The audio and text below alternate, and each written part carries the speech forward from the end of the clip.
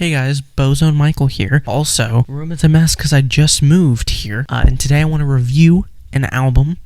I've only done one of these before, and that was with Donda. This time, we're going to be doing a little bit of an indie one, a little bit of a backroads one. You probably haven't heard of him before, and that is SUPERCOLLIDER and Y. Isaac's No X in Espresso.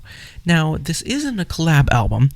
I personally reached out to the artist because Y. Isaac is only on one of the songs, and I was curious on why on all streaming platforms it's SUPERCOLLIDER and Y. Isaac. This isn't a collab album, it's just that SUPERCOLLIDER is a dumbass and accidentally added Y. Isaac as a primary artist instead of a feature. So yeah, taking that aside, let's focus on the album itself. I wasn't expecting much going into this because SUPERCOLLIDER's last piece that they put out, You Have Very Pretty Ears, I liked, but I wasn't truly in love with it. And I've never really thought that SUPERCOLLIDER could really go above a 7. Some of the records just really haven't been good, and I've really wanted more out of the artist. I can safely say that this is album of the year. I guess you can probably assume around the score I'm going to give, but before I do that, I want to talk about some of the highlights of this album, some of the critiques, all that sort of stuff. So first of all, it's not perfect, but it is a damn good record. I was truly blown away. Now, I was special enough to be able to listen to an early version of this record about a month ago, and when I originally listened to this record, I gave it an 8, which is still pretty high, above what I thought I would give a SUPERCOLLIDER record.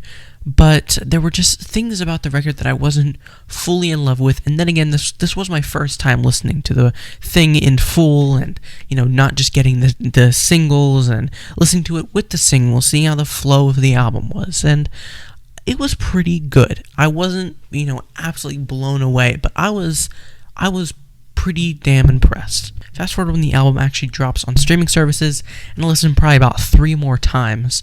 And with all of these finishes, it is just holy shit.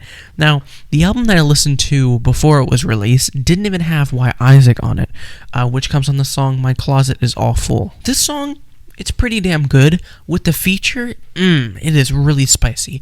I personally haven't listened to a lot of Y. Isaac music. I know that they did just drop an album called 19 The Fear, and I've heard some really good things about it, so you might want to check that out as well. But with the feature on this track, it really steps it up. I really love Y. Isaac's vocals on this track. Really kind of makes an explosive outro for a track you really wouldn't expect to be so grandiose. The production on this album is really nice as well. One of SUPERCOLLIDER's past singles, On Fire, which was on the EP You Have Very Pretty Ears, the production on the track was it was insane. It was unlike anything SUPERCOLLIDER had previously put out, and that level of production is brought to this album. Ever since those previous records, like the now deleted In the Cold Cold Night, SUPERCOLLIDER has expanded their sound and really adapted to what I like to call ripping off car seat head. But you can see the inspiration. Now, as I have been in personal touch with SUPERCOLLIDER, I know that she's really been getting into car seat headrests over the past year, and that has heavily influenced the sound of this album. It expands on the sound, it utilizes it, but in no way does it rip it off. There was not a point on this album where I went, wow, SUPERCOLLIDER really trying to be Will Toledo here. It's just, that's not what's happening. I just hear an artist inspired by that sound and adapting it in their own way, translating it into their own sound. It's quite masterful. Some of my favorite tracks are the opener, Great Lovely No X, which is this beautiful harmonizing instrumental that's all sparkly and almost lo-fi. I love the synths in this track. It just gives me so much Guma vibes. This track, Certified Rubba Come A Me, that's my scoring level. Rubba Come A Me is like, that's a high rating. The tracks I would give Rubba Come A Me would probably be, let's see, Get Ready, Get Loud, Espresso, Getting High Fives from Trees, Karis, Headless, A Working Pair of Arms. That's quite a bit. I mean, out of 14 tracks, that's quite a few Rubba Come A Me's. I do have quite a big critique about this album. It's the last track. I feel like the last track of an album is quite important, almost as important as the opener, because it's the last taste you have of this artist's work. I mean, who knows the next time SUPERCOLLIDER will put out music. This is the last we will have this no X in Espresso era.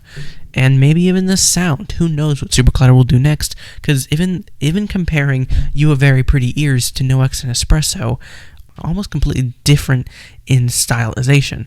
So having this closer be pretty weak, in my opinion, is kind of sad. This is probably my least favorite track on the album.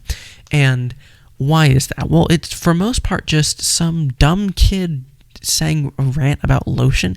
It's really weird. The instrumental at the beginning is really cool. Kind of gives me Great Lovely No X vibes. But this kid just rants about like lotion. It's odd. It doesn't fit the record at all. Feels kind of like something that was just put at the end for no reason. Maybe this is some sort of reference, or maybe it's a sample. Not really sure what's going on here, but this kid ranting about lotion for like 3 minutes, I wasn't really feeling it. So a little bit of a misstep there. Not really sure what happened, but it didn't ruin the album for me. I always just kind of skip over the last track. Don't really need to hear it. I do want to speak about Keras, which probably has some of the most unique production and sound design on the album. So SUPERCOLLIDER went for kind of like, I mean, I don't want to say EDM, but in the chorus, the vocals like are looping and getting high pitched and low pitched, and like, I'll play a clip because I can't describe it well. I don't have a way with words.